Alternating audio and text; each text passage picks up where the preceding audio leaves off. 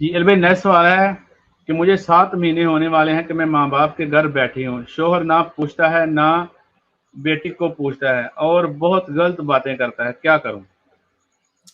اب دیکھیں یہ تو ایک آپ کا سوشل ایشو ہے، مجھے نہیں پتا کہ آپ کی ناراضگی کی وجہ کیا ہے، کیا معاملات ہوئے ہیں۔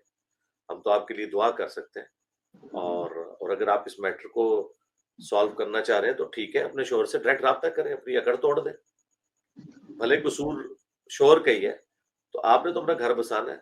یہ ماں باپ جو آپ کو شے دے رہے ہوں گے یا بعض اوقات بھائی شے دے رہے ہوتے ہیں، ان کی شے پہ نہ جائیں، آپ نے اپنے گھر کو بسانا ہے۔ ڈائریکٹ اپنے شوہر سے بات کریں اور سے کہ بھی تم مجھ سے بات کرو، کنفیوژن دور کرو، ایسی کوئی بات نہیں ہے، تم نے جو مجھ سے گارنٹی لینی ہے وہ لے لو، جو تم نے میرے بارے میں بدگمانی ہوگی ہے، تو اس طرح کلیئر کریں معاملات کو۔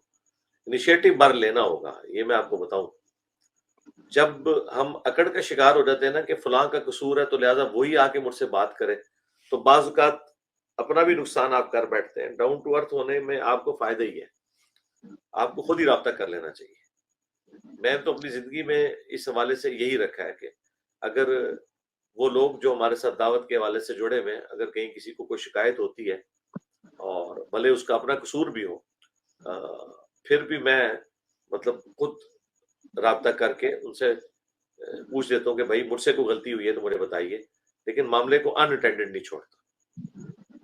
تو اللہ کا شکر ہے، اور یہی اپنے فیملی میں بھی اپنی بیوی کے ساتھ اسی طرح کا تعلق رکھا ہوا ہے۔ بھلے غلطی اس کی ہو، تب بھی جب ناراضگی والا معاملہ ہو تو میں ہی پہل کرتا ہوں، اللہ کا شکر ہے۔ اور میں تو اس کو یعنی دوسرے دن تو چھوڑتے، دوسرے گھنٹے پہ بھی نہیں جانے دیتا۔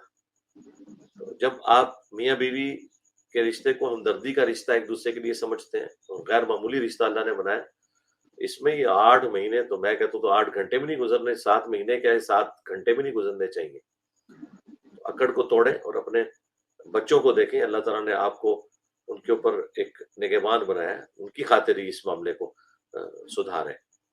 ہم آپ کے لیے دعا گو ہیں، اللہ تعالیٰ آپ کے لیے آسانیاں فرمائے، آمین۔